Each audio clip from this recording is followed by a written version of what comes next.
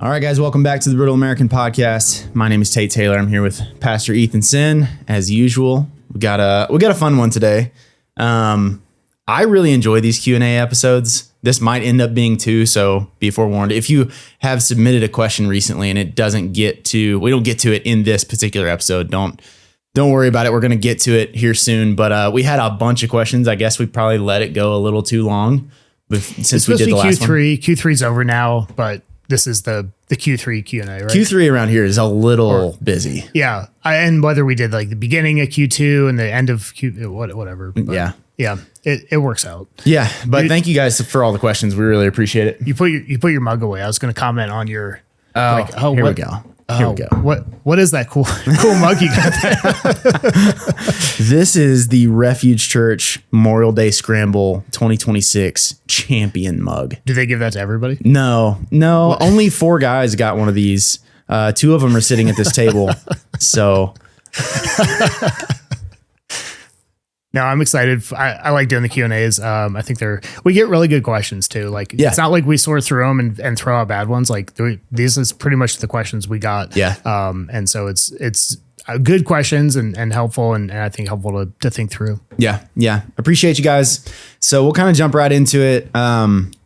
We've got these casted up to the TV here so we can keep an eye on our notes and everything. But one thing I did want to address, kind of a housekeeping thing, but it is something that comes up in the Instagram DMs or via email, or we've had people text the show about this, but with Brutal American merch, and if you guys haven't checked out the Brutal American site with all the merch and stuff, the Pearl Snaps are on there, the polos are on there, so we're usually rocking some Brutal American stuff when we're in here recording. Some of the stuff right now is shipped from our warehouse, and some of the stuff is still drop shipped. So, for example, the flags, the mugs are still drop shipped. There's a few other things. But if you buy like a bundle of stuff, especially like we had a bunch of people order stuff on the 4th of July and we had a deal going on. So there were a bunch of bundled orders. And what'll happen is you get one shipping notice and then the drop ship stuff shows up and you're like, where's the rest of it? Or vice versa. So don't freak out. That's a completely normal thing. If half of your order shows up, it's probably just that some of it's drop shipped and some of it's not. It's a little bit frustrating the way it works right now because if Ben Con is like on it, he'll make a label and ship like this shirt right away, and then it might take him a while to ship the mug, but you don't get a separate shipping number for the tracking number, and so you can't track that. So we're trying to. I mean, long term, we'd like to do all this stuff in house and bring it all in and not drop ship anything. So I think we'll get there. But for the time being, hopefully that answers. And also, I don't know what the best way, because like this is probably not the best way to contact that thing. If you guys have questions about this, you can email. This is Benjamin's email. So it's orders@newchristianandpress.com, orders@newchristianandpress.com, and we'll get anything that you've ordered. That includes the NCP store as well. So anything that you've ordered from us, we'll get it sorted through there. Yep. One of the problems right now is oftentimes people will message the Brutal American Instagram account, which I think I checked earlier today is like just under 73,000 people that are following that account, and people send DMs to it constantly. So people are submitting photos and asking questions and making comments and stuff. There's just a real good chance that I'm not going to catch a DM about an order if you send it there. So the best thing to do is email orders@newchristianandpress.com. Or just text Ben. We can give his phone number out, right? Yeah. It's 8675309. The other day I was editing King Saul and there was something like this, and Brian just told the entire audience Evan's email address. He was like, dude. I ended up bleeping the whole thing out so people couldn't get to it. But was it like a engagement announcement? Like, hey, ladies, if this is your last chance, like shoot your shot because they have a date set. They're getting married. About to get locked down. I don't remember what it was about, but he put his email out there. So anyways, that was the first thing that we wanted to address, just orders for merch stuff. I put this one on here next because I think it's probably the question that we get asked maybe the most often is like, how do I find a church like Refuge? This one was more so like, give me some other options. Like, what are some definitive options out there? This guy listed a few different states. Most of them are like the red, not very populated. It was like Wyoming, Montana, Tennessee, Utah. It was some of those options. Like where are the churches in these states? I'm going to defer to you off the bat. I think you have probably more communication with people that are inquiring about moving here and like hopefully a little bit better network there than I probably do. But I do get this question a lot. Maybe once or twice a week, somebody will reach out and say, "Hey, I'm in Missoula, Montana," and I'm like, I don't know. And I put it in our different chats and see if people have recommendations. And that's part of the hard, it's a hard question because like, are we talking, what are the existing Christian boroughs that I think would be wise to move your family to? Like what already exists and guys that are building together and swimming in the same direction. Like, and I think there are a handful of those around the country and it's a little bit of a bug or a feature, but like they're not as online. Yeah. They don't have all the podcasts, so people don't know about them, but they're doing great work. And I think they definitely exist. But then the harder way to answer it is like, just, I'm already in this town. My family's here. What's a good church? And then I don't know if we may do a whole episode on this. I actually have ideas about buildings, like a vetted church network, church search kind of thing that we can at least say, these guys didn't sign the Antioch Declaration or whatever. But I think that would be a future project that we could work on when we know people are like, hey, I'm in Missoula and I have this great church, put it on the page. I think that'd be cool to do eventually. But for the time being, I think the connections, like you can DM us on Signal and you can, and I can ask, the chats and people that know, have family all over the country. And I think that's right now the best way to do it. Yeah. Shameless plug for the Patreon. Like this is one of the most useful things about these communities where you can actually get plugged in is being able to access a larger network of people that are all listening to, consuming, and agreeing with the same stuff that you are. And I think that that's one of the best ways to do it.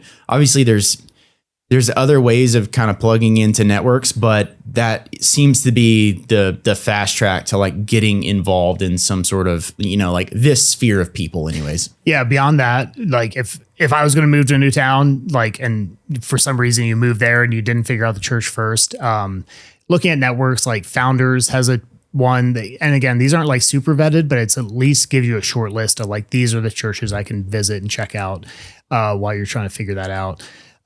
Series C, there are all kinds of colors of Series C churches. There's some that are very much aligned and there's some, that might not be your cup of tea, but that would be one where if I was in a town that had a Series C church, I would check it out. And that's another principle at play here. We tell people this, even if they're thinking about coming to Refuge, go and visit. Like, even if it's a place that you're like, that should be good, it's worth going and checking it out first. And that includes here. Like, you may not get along with the culture here at Refuge at all. You don't really know until you come and try it out and, spend a weekend here, spend a week and a half here and go to 2 different services and try to meet some people, go to someone's house and have dinner or, something like that. But I would apply that across the board, no matter where you're looking. Yeah. Wherever you go, you want to go get boots on the ground and visit and feel it out before you leap, I think for sure. Yeah.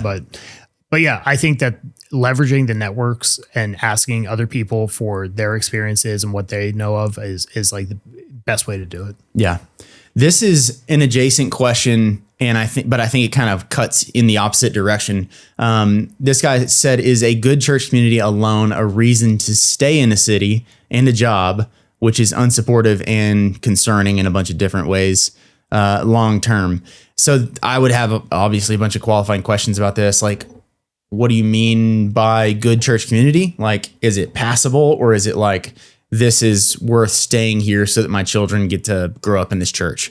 There's different shades and that's a continuum that you're working on there. It's not like a black or white kind of question. Is the premise that the church is good, the city is bad, and the job is not ideal? Yes. Is that the premise? Yes. Yeah, I think you can go a long way with that. Now, if you're like in Minneapolis during the summer of like 2020, maybe you decide this isn't going to work long term. Yeah.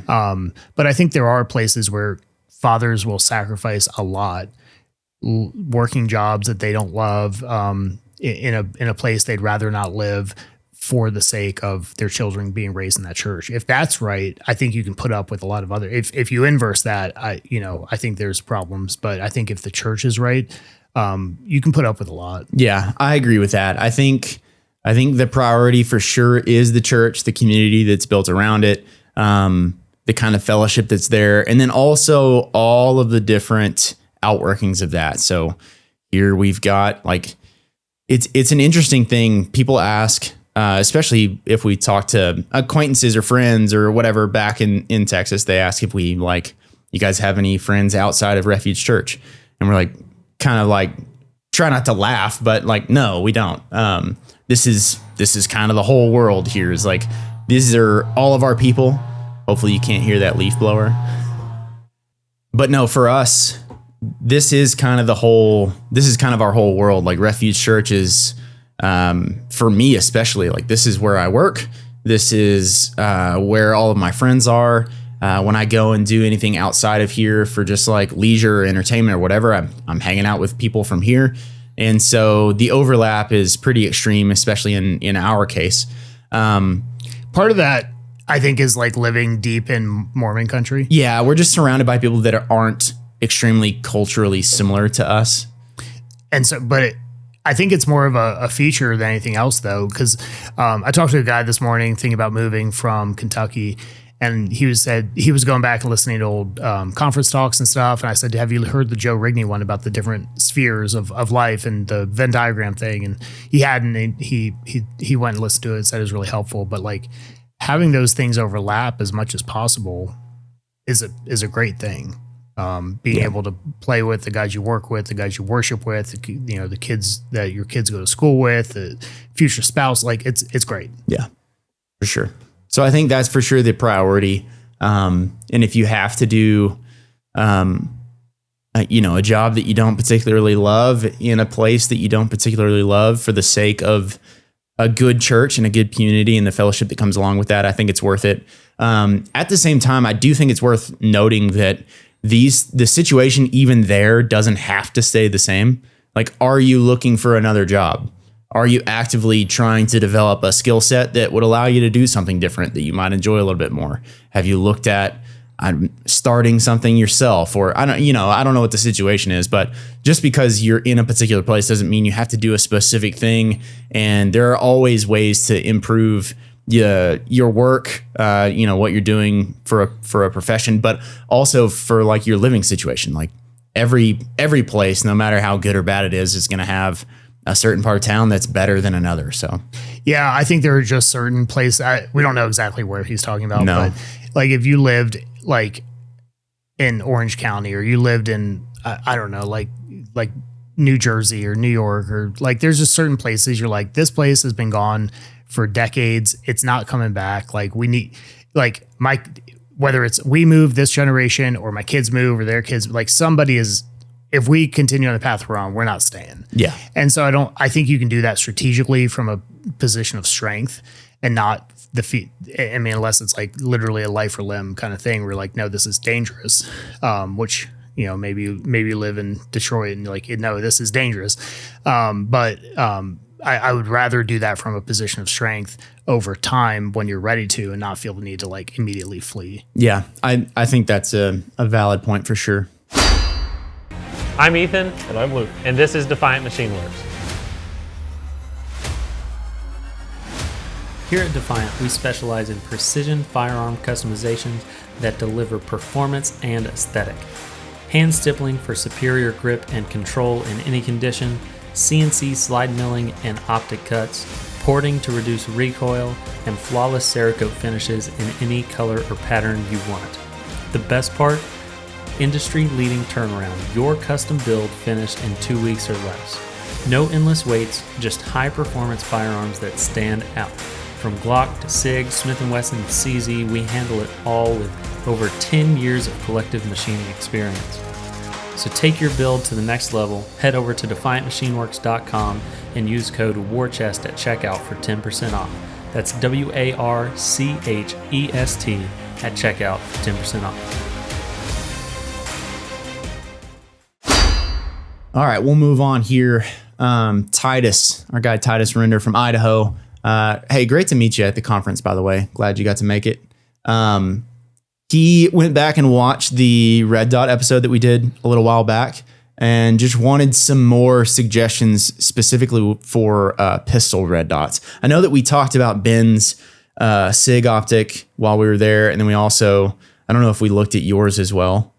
Maybe we looked at like the RMR HD, maybe. I think so.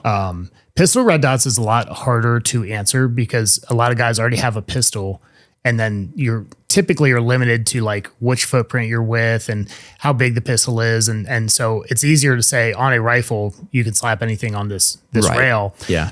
So I think it's a little bit more nuanced, but I think it's everything from starting with like a Hollow Sun, like 507. That's what I have. I think is a great optic. I think it works well. I've had no issues with those. I think that's I don't know if there's a cheaper option than that, but I probably wouldn't go any cheaper than that. I think you can go on the other end of the spectrum and say, I think the RMR HD is a great pistol optic if you have that footprint. But also like, is it for a Glock 43 that this is going to be a massive, all those questions, like all those qualifiers, but seems like these days, a lot of people are making the big one and then the K model, the small one. And so I think, anything in between, I like the SIG optics and the Hollow Suns that have the shake awake feature. I think it makes the battery last longer. I think the biggest things you're looking at are mounting plate for one. You can, making sure you're buying a quality mounting plate so it stays relatively zeroed. Yeah, you don't want to constantly be having to retighten something or re-zero it all the time because it's coming loose. Yeah. And so that helps a lot, obviously putting the right amount of Loctite. Have we told the Sam Brock story yet? I don't know if we've told that on here. So don't use the Sam Brock mounting method of it's one tube of blue Loctite per screw. That tends to not work that well. It gets down into like the ejector and the springs and everything. And like, it can be undone. You'll Loctite your entire pistol together and none of the moving parts will move anymore. But obviously mounting it correctly and all that. But I've been using the RMR HD that has the large circle and then the dot in the middle. And I've really liked that. It's cool when they have the features that you could do one or the other or both, like have some variability with that. The RMR HD sounds like my answer's RMR HD. Yeah. I mean, I know which one you like, but I don't think it's like, I'm not a snob when it comes to stuff like that. But it does have cool feet. Like they fixed a lot of things that were wrong in the first one, right? They put the battery compartment on top, so you don't have to take the optic off to change battery out. They put the optical sensor on the front, so like whatever your gun is looking at, that's how it's adjusting the brightness if you have that feature on there. But I think those are the big things of like, where's the battery compartment? Is it easy to change out? Do you care about those features like having the donut or just the dot or things like that? Do you care about the auto adjust feature? Do you care about shake awake? Like all those kinds of things. And then shop for a deal, like figure out what you want and then shop for a deal. Some people, astigmatism, green dots, things like that, if people have found work well. But it's like a lot of the stuff, like you just kind of have to try it and see what works for you. But that's where I would start. Either Hollow Sun, SIG, that SIG Romeo X is pretty sweet. Mm-hmm. I don't have a huge opinion on enclosed optics. I like know on paper they're better, but I don't really have any yet for pistols. So I'm not sold on it yet.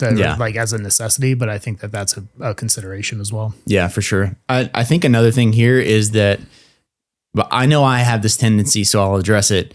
Whenever you get frustrated with your skill set at a certain like price point of equipment, your very first thing is to like go, I just need to buy more stuff or better stuff.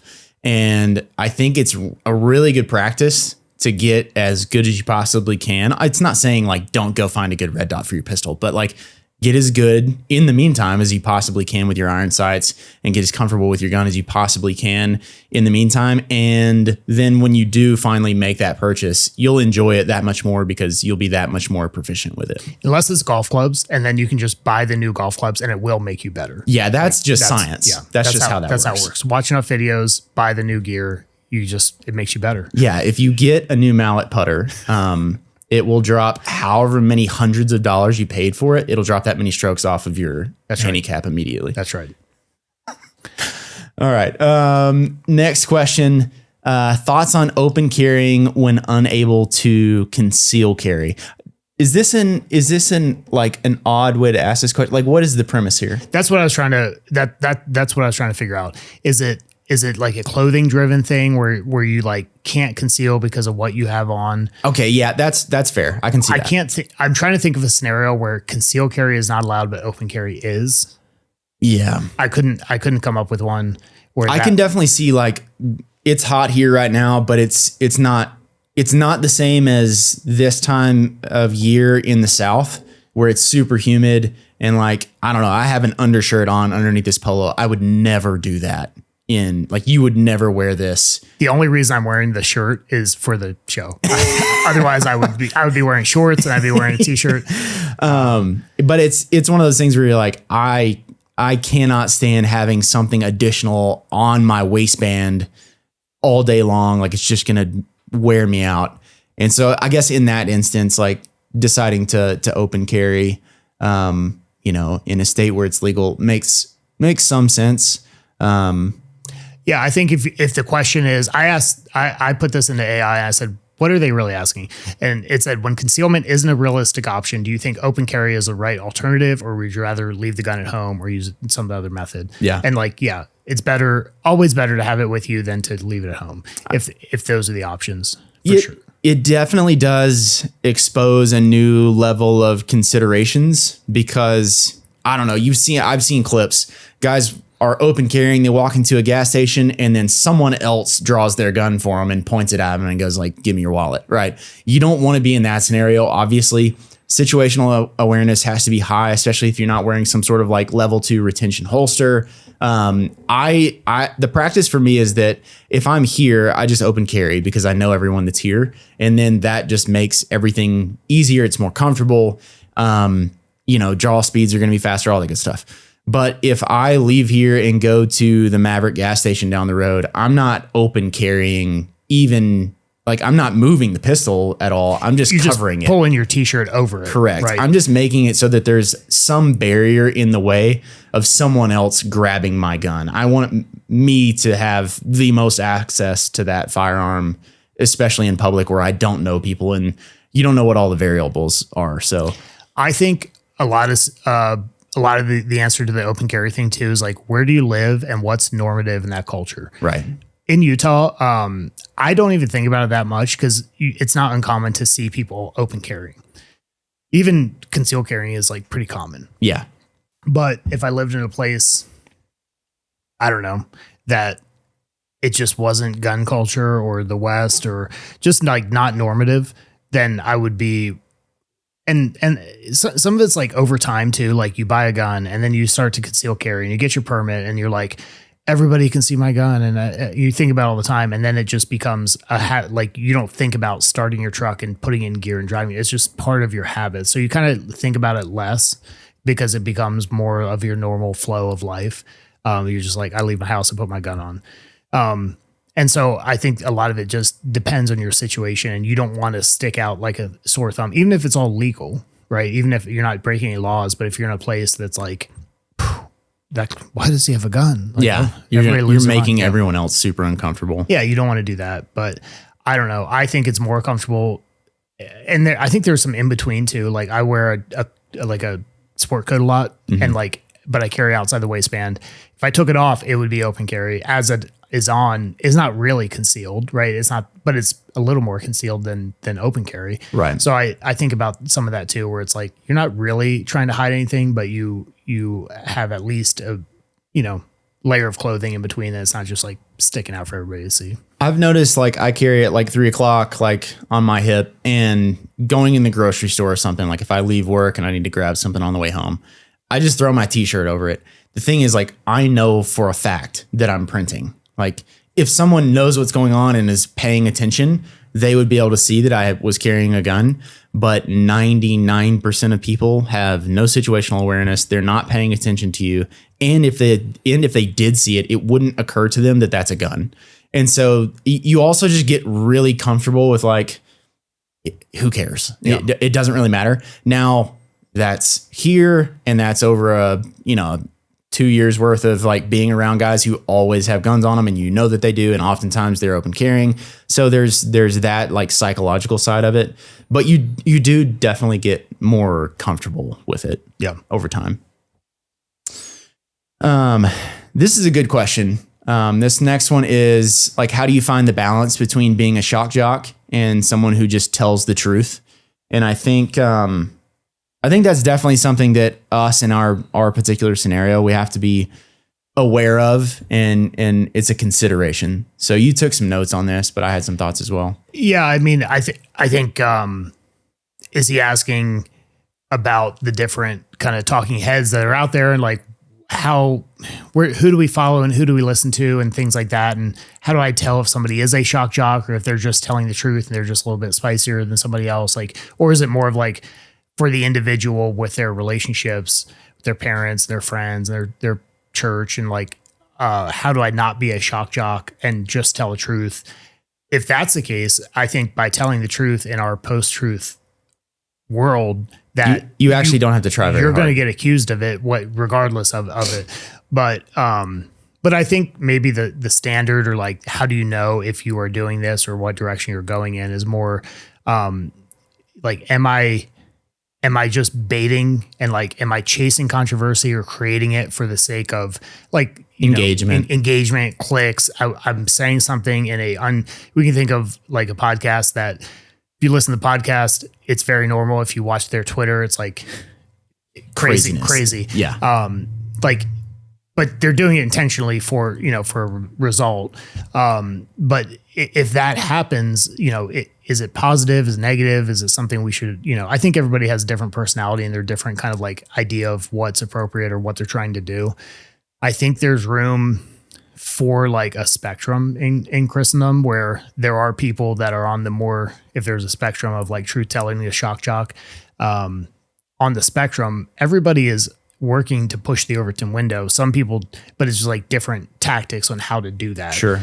And I think if the intention is good, different tactics and approaches to it can be fine. And I think we can look at certain people and say, you're doing it that way. I wouldn't do it that way, but there's nothing wrong with that. And like, like you can look at it and go, I don't know that was like the way that I would do that, but I don't think you're sinning, right? Yeah. Like, I don't think you're intentionally trying to stir up controversy with this. I think you just know that this is a controversial topic, and you're choosing to poke the idols and demons of the day in the eye because that's what you feel called to do.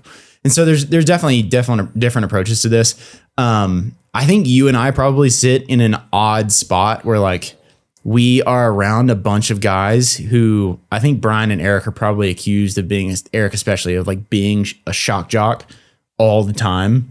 But like, you're barely on social media, and most of the stuff that I post is like just what we're up to. Like, I'm not on Twitter like making a bunch of really bold claims most of the time, usually just because like it's not really my personality. I just don't.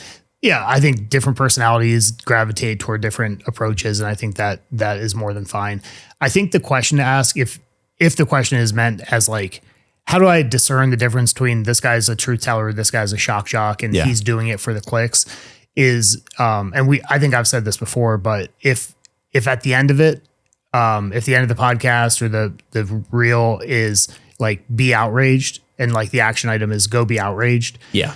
That's probably on the shock jock side of things. If there is something like, and here's what you do about it, and here's a practical action item to like affect change in your life and your community and your church and, in the whatever. So that there's not a perpetual state of us being outraged about this thing because we begin to take ground and fix it. Yeah. If it's like, tune in next week and I'll give you more things to be pissed off about, that's not what we're looking for. And probably not, even if they're moving the Overton window, probably not really helpful for our individual lives. Correct. I think that's a good litmus test. This one is, thoughts on martial arts. That's pretty broad. I think it depends on the martial art that we're talking about. Like we've got a buddy here who did something. Do you know what it's called? Merpati Putti. I cannot get it out of my head because I've heard him say it like 3 times now. And I'm like, he's got to be making that up. And then I like looked it up and it's real. It's a thing. But they have one dojo and one sensei, there's like one student. There's one dude in Utah that made this up. But I think generally speaking, stuff has moved more towards like an MMA kind of standpoint when it comes to martial arts, and everything's become mixed martial arts. And so people are watching the UFC and they're getting into that kind of fighting. And I think that that's definitely worth like at least knowing about. I think it is very useful for men, especially in their younger years, to be involved in some sort of full contact, full collision. There's a good chance that I'm going to get hurt and hurt someone in this. It's like soccer. Yeah. Sorry, Ryan. But something like that's going to involve some sort of, genuine collision, I think is definitely worth experiencing. Like you're lacking something if you've never been in that situation, even if it's for a short period of time. But getting hitting other people, taking pain, inflicting pain, and obviously martial arts is a great way to do that. Obviously, from a practical standpoint, like the more you could control any tense situation and stay calm because you feel prepared, that's always going to be good. If there's ever a situation where something does go hand to hand and you're in some sort of fight, I don't think this happens quite as often as it used to. It seems like when we got rid of like full blown dueling, people just started having fist fights because they couldn't shoot each other legally anymore. But it has become increasingly the less masculine our culture gets, the more taboo it is to punch someone in the face. And that's why you have a bunch of the problems that you have societally. Yeah. But I think it's always good to be as prepared as possible in any situation. Yeah. I don't know. I also kind of take this question, apply it to us, and like, how do we think about in our lives, in our community? I think there are people that take it too far and they're like, I don't need to do gun training because I know Brazilian Jiu-Jitsu, Taekwondo. What does Neo do? Like, I don't remember. I know Jiu-Jitsu. But like I in our society, the gun is still a great equalizer. I don't think I have to like defend that, right? Like, I think that's taken for granted. But even beyond that, you can think through, I think there's 2 things. I think there's a physical fitness aspect to it. That's like, if you've ever rolled around on a mat, or done a few minutes of boxing, like it beats you up. Like you are beat at the end of it. And I think it's good for that. I think it can be a good way to do that cardio where if you don't love running, like it's a great workout. Yeah. I think in terms of community building, there's a really good aspect to it where like when we get our 5 or 6 guys together and like we can go drink beer together and we go shoot guns together, play golf together, but like it's a different environment where like you are rolling around on the mat with the other guy and you're trying to not hurt him, but like you're trying to make him tap and he's trying to do the same thing to you. You just get to know each other on a deeper level. And like, there's a respect and camaraderie and rapport that's built with that. So even if there's no like practical application to it, I think there is value in doing that periodically. I'd like to do it more often than we have one planned for Saturday. So I'd like to do it more often, but time and bandwidth and everything. But I do think there is value for those reasons. And then in the whatever, mental shower thought you have of the worst case scenario of like, I just shot both of my magazines and I killed, 30 guys and now I'm my knife is broken and now I'm hand to hand. You're like, okay, whatever the scenario is, you're like, it would be better to have at least a fundamental understanding of what to do if somebody throws a punch or somebody tackles you to the ground or whatever. Like, what are you trying to do and honing those skills? I think there's marginal benefit there too. For sure. I think one of the biggest benefits of it, in my opinion, is just being able to control the chemical surge that happens when you go into full blown panic mode and everything redlines and you completely exhaust yourself in the first 27 seconds of some sort of physical altercation. Even with a very, very small dose of this, you can adapt quickly to that feeling. I know that the few times that we've done this, like my buddy Alex comes down, he's the one who writes the newsletters, if you guys get those and see him on the Patreon, but he was, like kind of folk style wrestling growing up. He's got a good background in it, and he's just a big monster of a human. He's 6'2", walks around at, 225 or something like that. And that's when he's like dropped some weight. Anyways, super strong, and like he and I are gonna roll, and he's gonna win pretty much every single time unless I just get really lucky or something. And there's a certain amount of just natural like prey instinct that happens when someone that is bigger, stronger, and more skilled than you throws you on the ground and then puts his forearm in your neck, and like you kind of freak out a little bit. And so it's always just good to go, okay, I'm not dead. I can still breathe. This isn't over. This isn't the time to panic or give up or whatever. I think that learning to adjust and like work your way through that mentally is useful. Yeah. When else are you actually going to be in that situation? Probably never. So it's probably good to know, find your limits, know where those things are, how to push past them when you're exhausted and you're, the guy's sitting on your chest. I think those things are really, really good to do every once in a while. Like, super uncomfortable. Yeah. But give you things to practice, things to train for. Like, man, that really sucked. Or like get in a situation where like everybody, we don't have weight classes and like, he's got 25 pounds on you. Like we're still going to wrestle. Yep. And like, there aren't weight classes in public. If there's some sort of altercation that happens. Hold on. Take off your clothes and step on the scale. Right. That's not going to happen. No. So I do think you're right. There's very few situations where you genuinely have that level of like fight or flight, adrenaline, all the juices are flowing and you're having to still think and respond and be in control of yourself and control your breathing and think through the situation kind of strategically. And like going to the range is one thing, but paper targets don't fight back. And so it's difficult to kind of get that same surge of like adrenaline from that. I think obviously the skills aspect of it is great, but this is a different way of dealing with the actual conflict part of that scenario. Mm-hmm. Yeah. Yep. One other thing that I would add to this is that, so for instance, last time Ethan and I had our boys with us, Alex had his boy with him, and they get accustomed to like men do stuff like this. It's okay that you just got choked out or that you got held on the ground by your brother for 2 minutes and we had to take him off of you. Like them being more accustomed to it, I think is really, really important, especially in our context where the thing that I think is really important, where that collision aspect of stuff like physicality, doing stuff like sports is maybe not going to be as fully fledged as it was for us growing up. Like grew up and played 14 years of full contact football.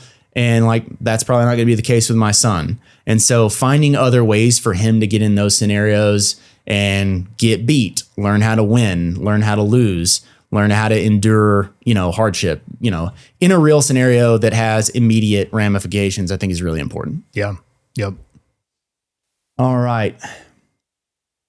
Similar to the last one, I think the same guy wrote a bunch of these questions, but they're really, really short. Really, you're just like, what about this? What about this? What about this? Hey, thanks. Thoughts on prepping in parentheses for the apocalypse. Yeah, this is an interesting one. This is something that we talk about fairly regularly. Is this after the rapture? Yeah, if you're left. Yeah, this is post trib. Okay, post trib, rapture, tribulation. Okay, what's it going to be like? Yeah. Obviously. No, I think that on the level of like, providing for your home, providing for your family, defense and protection of your family, I think everybody will be in some level of this. I don't think everybody has to be like, was it Burt Gummer and Holes or not Holes? What's the Tremors? Did you see that movie? I haven't seen that one. Okay. Holes is a different movie. That's very. I know the concept of the two movies. Okay. Very different movies. I think he was like the gun guy who had the bomb shelter and like he was like just waiting for it to happen. It's like, well, you know what? I really need these giant space, worms to come and attack. And I don't think you're gonna have a spectrum, but like I think when you're thinking about the provision and protection of your family, everybody is doing this to some level, whether they know it or not. But and I think it's fine. I think people are into different things, but I think the principle that has to guide all of it is like, for the most part, it all has to be dual purpose, meaning there has to be like if nothing hits the fan, it wasn't a waste of your time or money or skill building or whatever. And you're not just like pouring that money down the drain. So what I mean is like camping. There's a lot of things that you might do for camping because you want to take your family camping. It's something you enjoy to do as a family, that might work in that same way. I think the broad categories to think in would be like food, water, transportation, defense, communications, and then currency. I think those are thinking through those different facets of preparation are helpful. And like, if the dollar, like, and then thinking through like practical scenarios, like, I think we've talked about the Argentina book about the financial collapse. These things happen and they've happened in our lifetime. And so it's not like crazy to think we might have some kind of black swan event in our lifetime. And even if we don't, do we prepare our kids with the skill sets they need to survive something like that? So I think thinking through those different categories, but yeah, where am I getting water from? How am I going to purify it? What do we do for food? It probably doesn't make sense to have, 5 years worth of MREs in your basement, but maybe this is more on the reason we're going to take up gardening, reason we're going to do canning and food preservation. And like that stuff's not wasted. It's a skill set that we recovered, that our grandmothers used to know how to do. And now we're doing it. We're growing food and putting it up. And like, is it probably cheaper than going to the grocery store and buying tomatoes? Like probably not, but it's a skill set and it's a way that you can have some provisions on hand. And then also the like year after year thing where you can actually save seeds and do that again. So I think things like that are helpful. I think we've read some books in these categories to kind of think through the potential problems and then solutions offered. So there's a lot of fiction out there that people have written. And like, I'm not recommending any one of these like without caveats, but I think it is helpful to think like you can read them, you can critique them, you can say, man, that book was written in the 90s. We have 30 round mags now. Like, we don't have to, not limited by the technology of the time or whatever. So I think there are but I think it is helpful to help you to think through what would I do in this not that unlikely kind of scenario. So books like we read 1 Second After, we read Patriots, we read that surviving the economic collapse in Argentina, going home. And a lot of these we read like the first one and there was like 10 of them, but I think some of those can be helpful and not just like the doomsday prepping thing, but like, okay, what's a practical way that we can work through this potential problem without it being a complete and total waste. And it doesn't always have to be this in the world apocalyptic thing. Like it could be as simple as rolling blackouts turn into we're going to be without power for a month. And like that might be a really big deal for you if you live in a really cold or really hot climate. You have to figure some stuff out pretty quickly. So it could just be very simple things that you're kind of preparing for. But I think the categories that you ran through are really important. One thing that came to mind when you were talking about this just now and kind of like developing the skill sets, even if it's not necessarily going to like save you money in the moment, is the fact that we read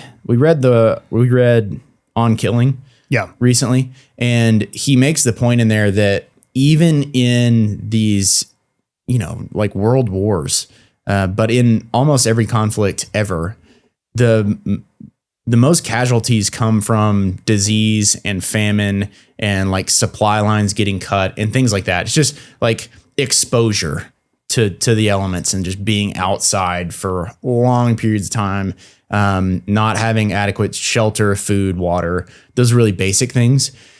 And so I think that is probably the biggest consideration. Obviously, defense is a big deal, but medical would be another category that I didn't list, right? Like, yeah. Do you have antibiotics if you need them on hand? Like, I think that's another one. Like, can you stop bleeding? Can you, things that we can't even do? Like, could you give an IV? Right. Could you give, things like that. Dealing with common sicknesses. Stitch up a wound. Like, yeah, common things when you can't just go to the pharmacy and pick up a Z-Pack. Like, do you have anything? Or because you have to remember, it wasn't that long ago that people just died. Yeah. Like they just got sick and died. Yeah. And modern medicine actually is really good. And even though we've moved away from a lot of that, we do that because we can. And if it was in a situation where like, I can't just go to the ER, is that kid going to live? Yeah. Yeah. The way I also thought about this question, we talked to Isaac Bodkin, last week? Last week. And I think somebody posed a question that was kind of similar, and it was about community. He mentioned community defense. Yeah. And so we talk about like personal protection and home protection and then like community defense. And it was interesting because his answer, you think about like, when I think about that question, I think about like militia. Right. Like you think about like, how are we going to, turn our one guy shooting bill drills into a team of guys and defend an area. But his answer was like, we need manufacturing. Yeah. Like we need, and I think that that's a really good way to think about it is one, none of it's going to be perfect and you're not going to be the point is not to be the most prepared guy. The point is to be harder targets than everybody else. And I think that the application, like that application applies to everything that we do. Is like, you're not going to be a professional black belt, but like you're going to be better than all the other guys who don't do anything. And so being a harder target, being a little more prepared, being a little more defensible, being a little bit stronger, I think is going to be better. And you're going to never regret that. But then, yeah, on the community side of things, it's like, maybe you can survive, whatever the event is, but what happens when it goes on for years and, and, things like that, that's also very possible. And the Argentina book was really interesting because it wasn't like it didn't go from like first world to third world overnight. There was a huge period of like gray area where there was like some law enforcement, but it was really corrupt. And you had some laws that were, and some, you could take out some money. And so it's not always like you go overnight to the Wild West and you're just hanging horse thieves. Like you have to think through like, how do we deal with this like in between kind of stage. So anyway, the defense of the community, the being a blessing to your community. I don't think any individual has to be like, I have to prepare enough to provide for my entire church because they're not doing anything. Yeah. But you definitely want to be a benefit to your community in that scenario and not a leech on it. Right. All right.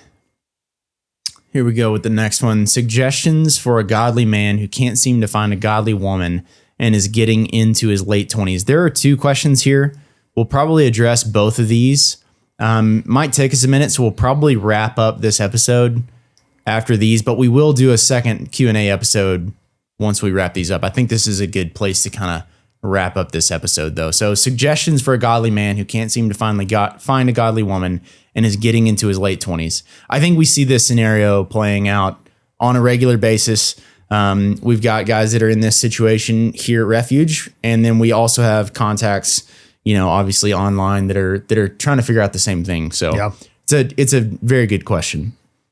Yeah, I mean, I think the very first thing that my mind goes to is like making sure that you're not the problem. And I'm not presuming that he is, but that would be the low hanging fruit, is just like make sure you're not overweight and you're not in bad habits. You're not unself-disciplined. And you're not addicted to porn, and you're not like you're not the actual problem here. Because yeah, if you're shooting yourself in the foot from the jump, yeah, I imagine that would be hard. Yeah. So I guess covering that, then assuming all those things are true. And all of those things aren't like, hey, once you get that, it's set in stone forever. Like it has to be an ongoing process where you're trying to improve all of this stuff. Like you're trying to improve your level of in shape that you are. You're trying to improve your spiritual disciplines. You're trying to improve your ability to make a good living. You're trying to improve across the board to the point where you would attract a young woman that would go, man, I would like to follow that guy. That guy seems like the kind of guy that I would like to spend a lot more time with and go wherever he's going. Yeah. Right. You want that kind of thing to happen. I would also, I mean, just because of this a common thing, I'll find guys in their late 20s that will be like, oh, she has to be at least 26, or put some kind of arbitrary age lower limit on it. And like, I'm not telling anyone, like binding anyone's conscience on how young you have to, but I would cast a wide net, and like, I don't think it's in these circles. Like realistically, it's not problematic if you're 28 and you want to marry a 20-year-old or 18-year-old, like that's fine if it's the right gal. And like, I'm also not making like you have to go after the 18-year-old, but I do think guys will unnecessarily limit their potential because of some arbitrary, like, well, it has to be half my age plus 7, made up thing that's like as made up as you're turning an adult when you turn 18. Like there are, don't reject somebody out of hand just because like the age isn't perfect. Right. And this isn't to like bag on 27-year-old women who aren't married yet, but like if your assumption automatically is that like she's way more mature than the 21-year-old, like where did you get that idea? Yeah. Because we talked about this all the time, like, and young men have a similar issue, but like you get to the point where you're sort of an adult, you move out of your parents' house maybe, but you kind of remain in this adolescent phase for an extended period of time. And then we have people that are in their early 30s, but are still basically dealing with the same issues that they were dealing with when they were 19.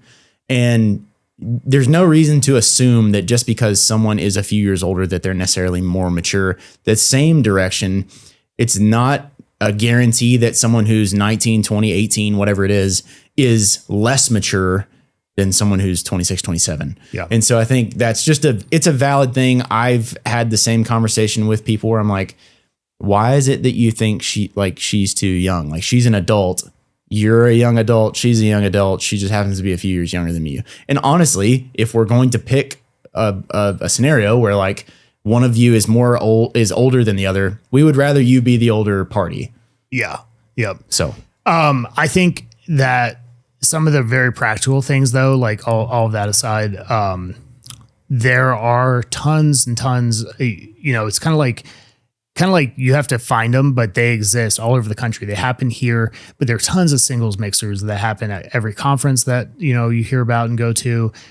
Churches put these things on. They're finding this is a real problem that we're trying to address. So they exist. I would figure out where those are, and I would, money and time permitting, I would be going there with a buddy, showing up with, one or two friends, going to the singles mixers, and not just the, Reform Ghetto, whatever, New Christendom Press singles mixer, but like I would expand it wider and like into Christian church stuff where maybe she's not as reformed or based or, pilled on all the different issues as you wish she was, but like casting that wider net. Cause I think especially with a 20-something-year-old guy, and the right female, good relationship with her father, has the foundations of the faith, believes in the inerrancy of scripture. I think she can be brought along and led, and that she's made to do that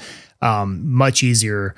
Or it's not like she doesn't have to, she's not the finished product at whatever age she's at. She's not like, she hasn't arrived. So if she has to come along in some of these things, it'll be pretty obvious to know whether she will or she won't, or she's been indoctrinated with feminism. But if those things in the foundations exist, I think there's a good chance. And basically like what I'm proposing is like converting a normie. Yeah. And I think that's very possible. I think that's what you and I both did.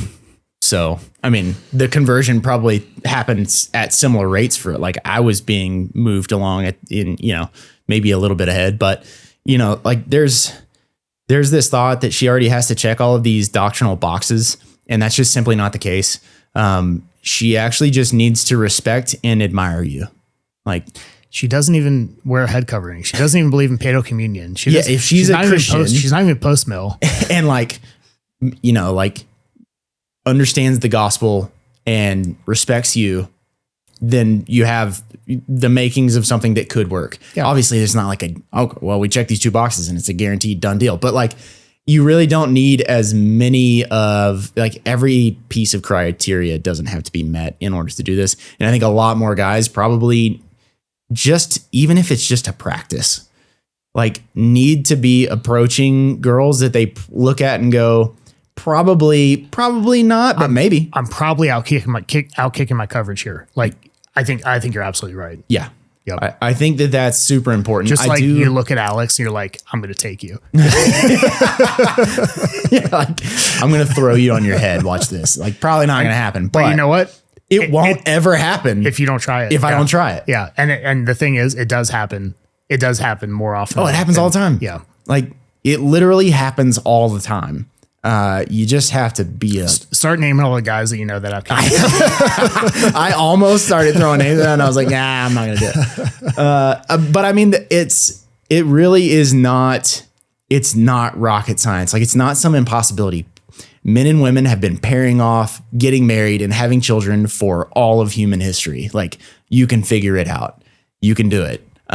You do have to put some effort in though. Yep. And you have to be able to you have to be willing to be kind of uncomfortable for a while, but you would much rather be uncomfortable right now for just a little while in a few interactions and being able to laugh at it later with your wife and the children that you have with her. Yeah. Rather than just be in this state of misery forever. The other, this kind of is like the church network thing or the networking to find out a good church. I would also put myself out there with my friends and with the trusted mentors and advisors and pastors, and then ask them to basically wingman for you and say, "Hey, this is what I'm looking. I'm interested in finding a wife. Do you know anybody that maybe don't be afraid to ask for that, and if that network doesn't exist, like build that because." And these might happen at Christian conferences, like a men's retreat or something, where you might not meet the girl, but you might meet her dad or you might meet her brother. And then, if you are presenting yourself as a solid Christian, dude, then they're going to be like, hey, I've got somebody you ought to meet, you know, and I think those opportunities exist. We do that for people here from time to time. Yep. Did it for somebody at the conference this year, and trying to set people up, and you know them, and you can vouch for them and kind of vet them, and it's that it works that way as well. For sure. Another thing, and I would be remiss if I didn't bring this up because Ben just preached a short sermon series on this the other day, but like, pray for her every single day. Like, pray that God would bring this woman into your life and that you would not act like a fool when she shows up. Like, every single day, be asking for that. If you really want it, then ask for it.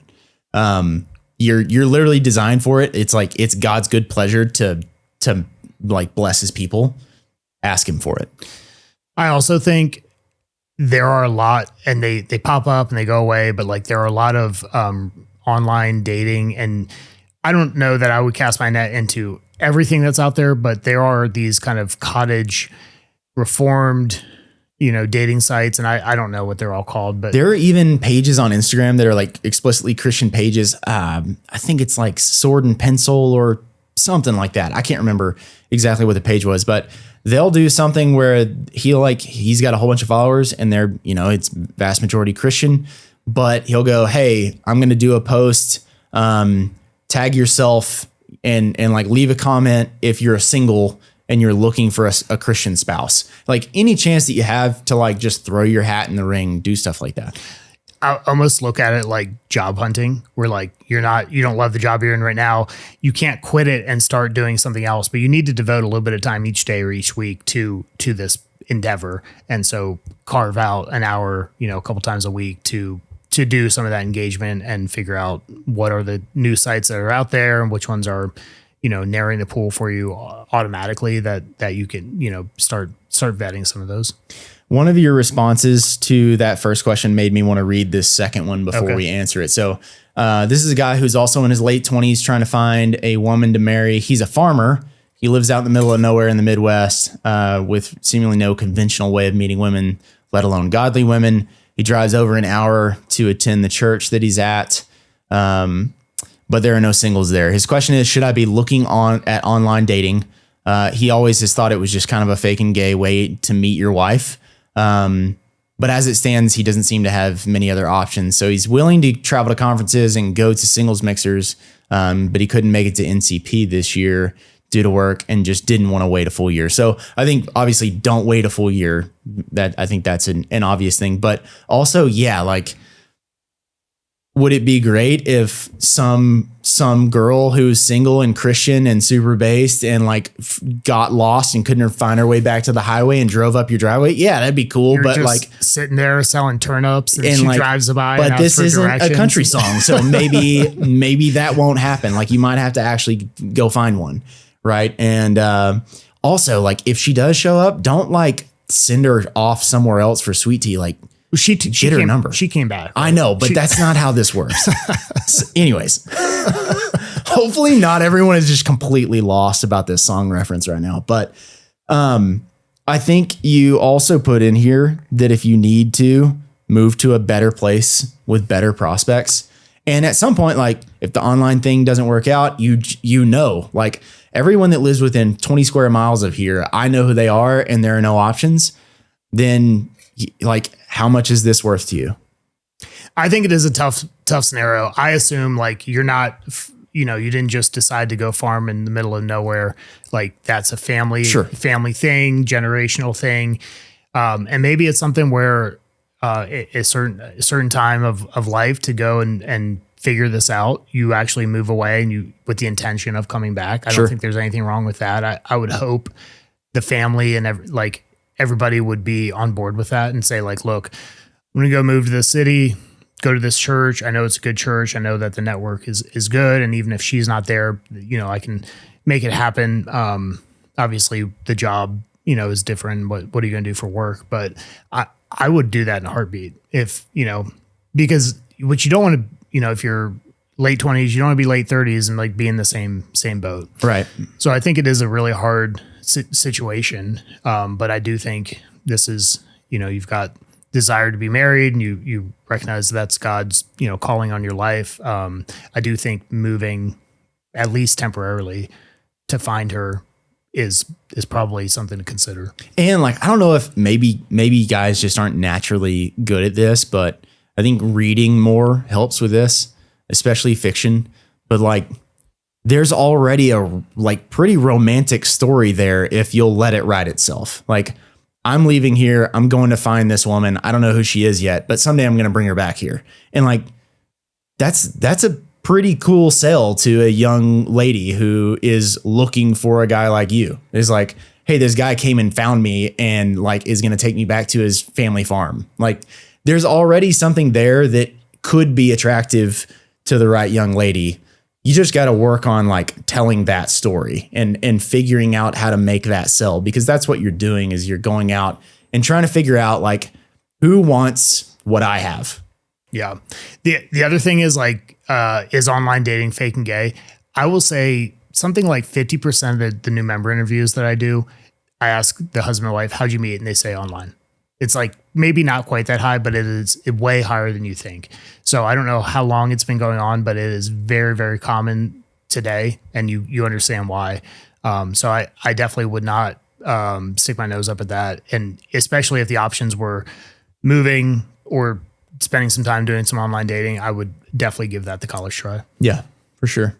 I think one of the principles at play here, and we might talk about this more in an after hours coming up, but like, you probably already know what you should do in these scenarios. It's just an uncomfortable thing to have to do it.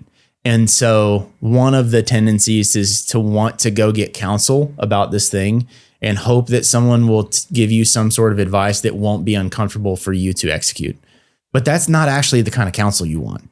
You actually want a feedback loop that goes, no, here's the course that you're on. Here's where it leads. We don't want that, right? Let's change course. And like changing course is often going to deal with some kind of discomfort or pain or, awkwardness or whatever. Like you're going to have to deal with that. That's just part of it. Don't get in the habit of constantly feeling like you're doing something and moving in some sort of direction simply because you're asking people for advice, because that actually isn't moving the ball down the field. Deliberating over what play you're going to run for 35 minutes actually doesn't gain you any yards. Yep. Right. Yep. So you gotta do something at some point. It's not to say that you shouldn't seek out good godly counsel, but that good godly counsel will actually be a whole lot more useful and well informed if there's already been some action that's taken place. And you go, okay, here's what I've tried. Here's what's worked. Here's what's gone miserably wrong. How do I get better at this? Yep. Absolutely. Yeah. 100%. I think, I was talking to somebody this week, and they were doing the multitude of counselor thing but what they were really doing was, I already know what I'm going to do. I'm going to go ask a bunch of different people until I get somebody who tells me what I want to do. And then I'm going to do that. It's like, if you were going to do that anyway, you could have skipped all that time and all that energy on wasted all those people's time getting advice from people that you weren't going to listen to. And so having one or two trusted guys that are going to tell you the uncomfortable thing, the thing you don't want to hear, the thing you don't want to do, and then, you go do it because you trust them, I think is way more valuable than that, like, searching until you find the answer you're looking for. Yeah. Don't do that. Cool. I think we're about out of time here, so we'll wrap this one up. We are going to go ahead and finish the rest of these questions in our next Q&A episode, so definitely hang around and check that out whenever it comes out. But we'll probably go into the Patreon now. We had some interesting comments that were left. Not all of the things that get sent to the show are questions. Some of them are just like statements, and some of them are like, great, we really appreciate them, and they're super encouraging. And then other ones are like, you guys are literally the devil. So like, I screenshotted some. We're gonna read a few of those because I think you guys will just enjoy them in the after hours on the Patreon. So we'll do that here in a minute. So definitely check that out if you haven't yet. For all of our patrons, we really appreciate your support.